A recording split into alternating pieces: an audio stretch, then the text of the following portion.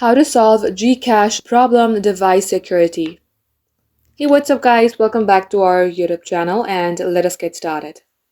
First thing first, you have to make sure that your application is updated. So head over to your Play Store. Here type in GCash. If your application shows open, that means it is updated. Just in case you see update, tap onto update and update your app. Now for the second solution, head over to your settings. Scroll all the way below until you see the option of apps. Tap onto your apps and again here search for GCash. Here go for storage and here clear the cache. If you remember your credentials, you might as well go ahead and clear the data.